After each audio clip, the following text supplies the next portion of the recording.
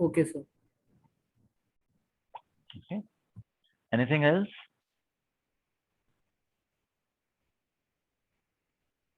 Okay. So now that we know this, we can actually find out the logical effort for various gates. You can actually also come to standard formulae that for an OR gate, it will be 2n plus 1 by 3. For a NAND gate, it will be n plus 2, where n is the number of inputs, and so on. So, and as we said, in complex gates, there could be different logical effort for different inputs. So, can you benefit from it, if at all? Put your designer hat and tell me if there are, if you're using a XOR 3, let us say we're using this particular gate, how would you, like, can you benefit from the fact that some inputs have lower logical effort, others have larger logical effort? So maybe for inputs that don't switch much, we can keep them with gates with less logical effort. So those that do not switch much, you will put them on with more logical effort. I think. Larger logical effort. Okay. So then that way we will save power. Interesting. Very interesting. Anything about delays? Yes, so larger the logical effort, lesser the delay that you have just said. Larger the logical effort, lesser the delay. We said F is equal to GH plus P. Achha, Yes. Okay. Huh? I've said the opposite, I think. Yeah. So the gate which has the lesser logical effort, on that gate you will apply those signals which arrive late. Yes, sir.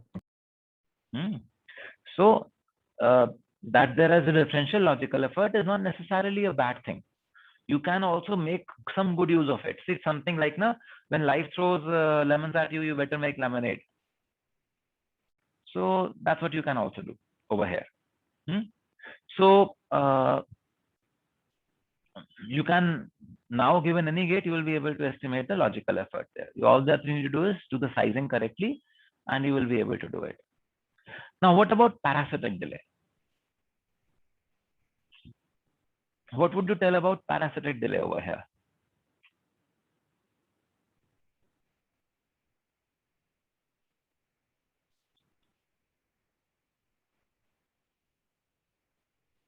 So these parasitic delays are gate to source and gate to body and these types of delays. Yes, these types of capacitances.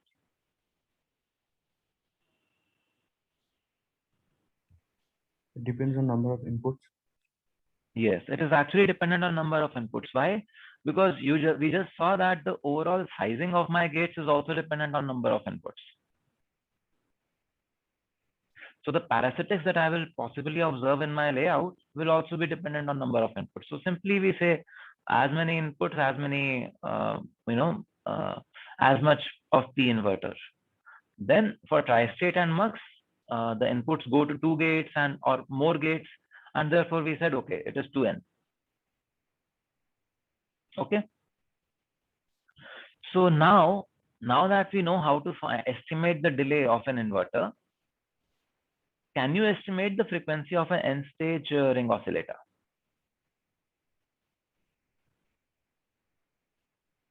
What would be the logical effort over here?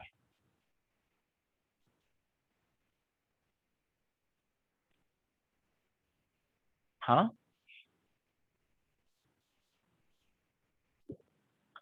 In this case, for an n-stage inverter, what would be the logical effort? 3 and RC. By n, 3 RC by n. Logical effort. These are inverters only, na? Sir, it has to be 1, sir. Yes. G equal to 1, it is all inverters. What is the electrical effort?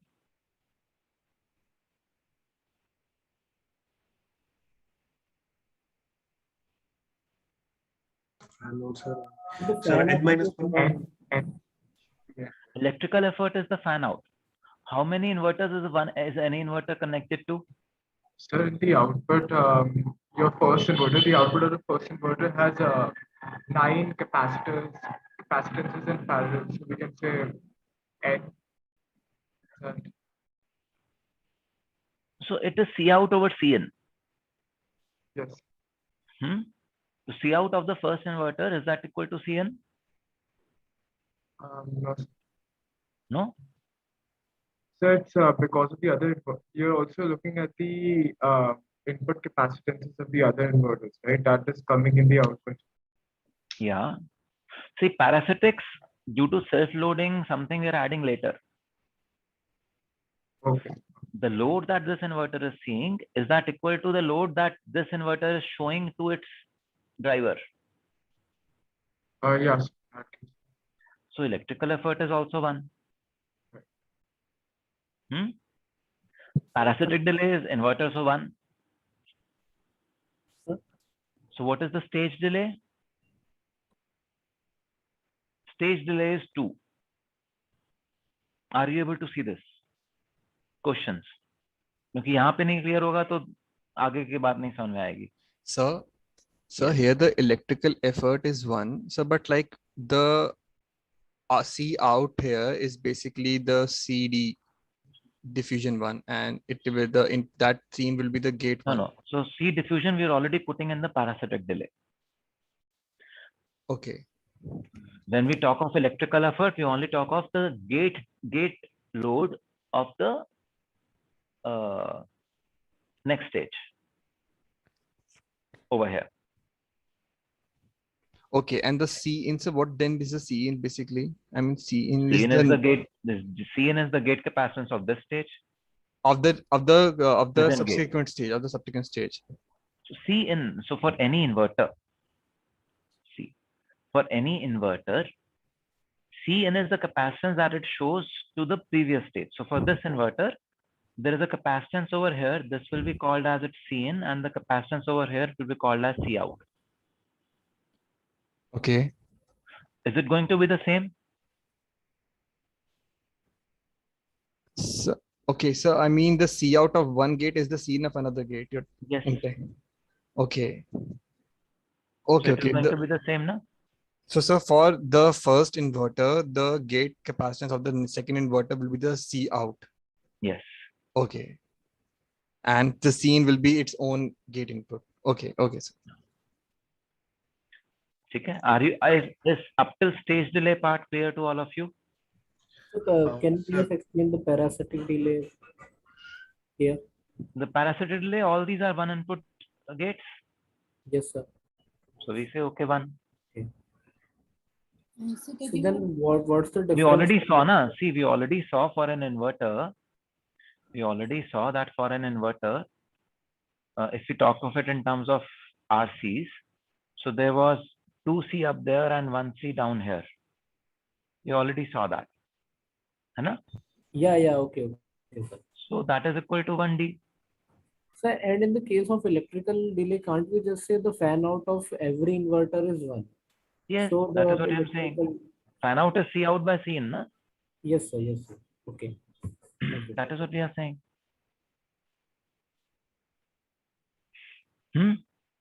So now what will be the frequency?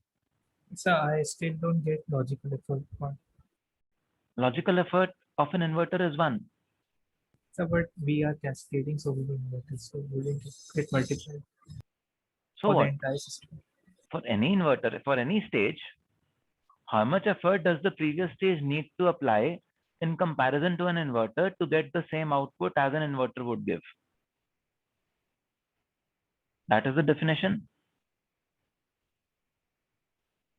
So if we already have inverters, then it is the same effort, na? Okay, so we are looking at only one inverter of this entire end stage.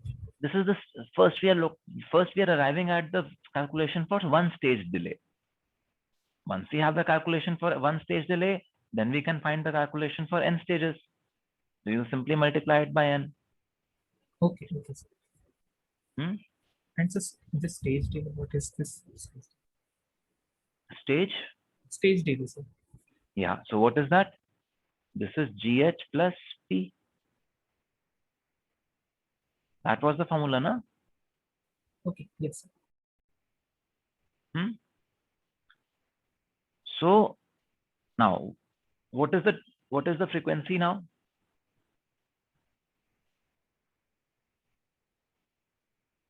F by N, sir. 1 Huh? by D, sir. F by N. What by n? Single stage frequency by N, sir. There is no single stage frequency. We only have GHPD over here. So what is the frequency at which this ring oscillator will oscillate? Is it 1 by D? Yeah, for 1 by ND? 1 by ND.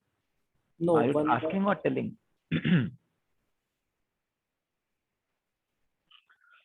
So what is the total delay of this inverter chain?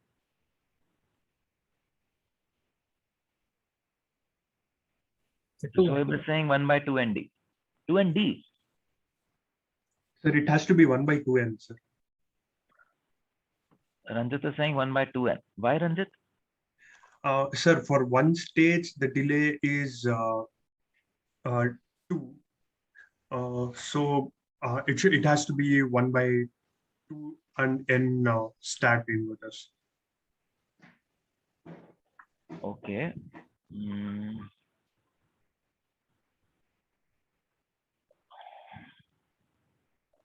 What is a ring oscillator? For an N-stage ring oscillator, will N be even or odd?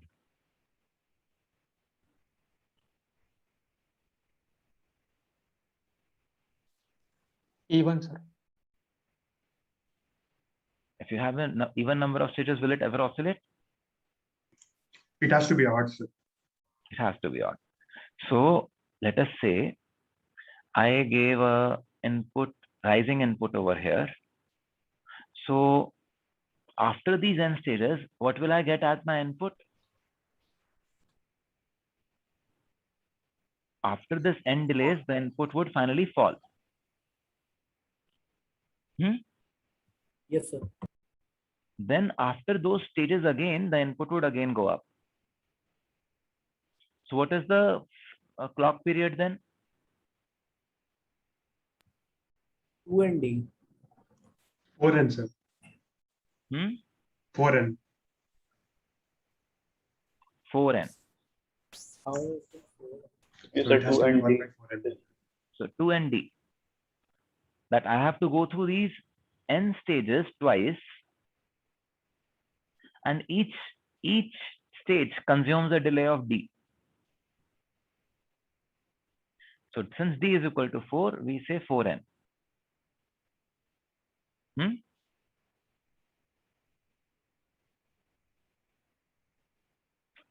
Is this part clear? Yes, sir. Yes, sir. So, and now for a given technology, if you know what is the value of D, in the sense, what is the value of RC, what is the value of tau, and you have an N-stage oscillator, can you estimate the frequency?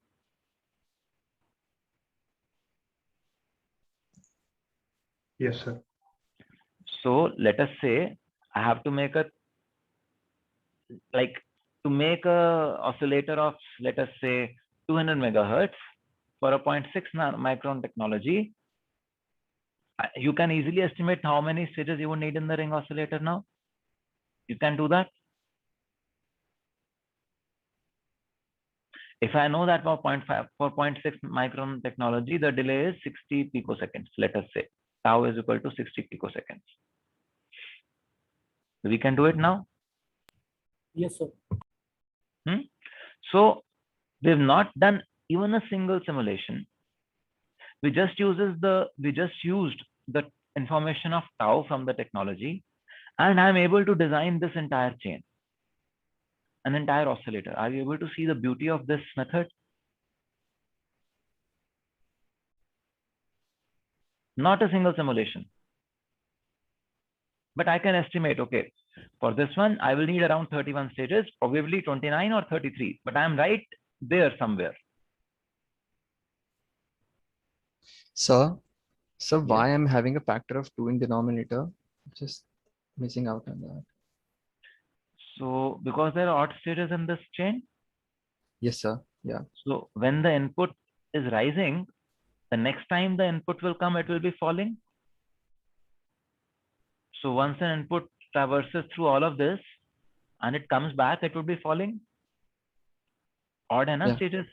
Yes, sir. Yeah. Yeah. So I will have to traverse through this stage all over again to get the rising signal again. Okay. Okay. Right. So N over here, N over here. Yeah. Okay. Got it, sir. Okay. Okay.